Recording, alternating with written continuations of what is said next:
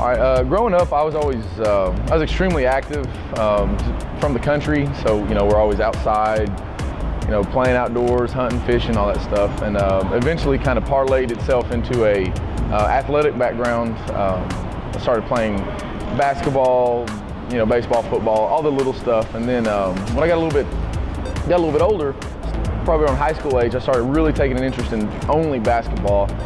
Ended up playing my senior year, got in there, had a good time, had a pretty decent season, and thought about considering playing college. Kept working hard, getting after it, just grinding it out. You know how that goes. Ended up playing collegiate basketball for my entire career. There for a little bit, went overseas, played in Norway. Our league, it wasn't the biggest league or anything like that, but we ended up getting. They lost their TV contract, so they had to send us home. It was a great experience, had a great time. I've loved it, and couldn't be more proud of any of my accomplishments. But honestly, it was just a means to pay for my education and then eventually see a little bit of the world. So I really loved it. Okay, I'd have to say one of my biggest passions is helping people develop. I was a really late bloomer, so I was always just kind of step behind everybody when it come to athletic. Anything really. So we would, I was always having to stay in the gym a little longer, put up a couple extra jump shots, stay in the weight room. I was just a step behind. So I really fell in love with the process of growing and developing and, trying to, just seeing what potential is and then trying to fulfill that potential. So I've always really taken a strong liking to training, developing, so bringing people in here, as corny as it may sound, I love to develop athletes. I love to develop anybody, whether it's, soccer mom, mama 3, comes in at noon and is trying to lose some weight and stay fit so she can keep up with her crazy family, or if it's, a professional athlete walking in the doors, I want to be able to give them the means to develop into their full potential. And I just, if I had to differentiate myself between myself and maybe some of my peers in the fitness industry, I truly believe that there's a means to tap into that physical capability, whether it's cognitive or affective or psychomotor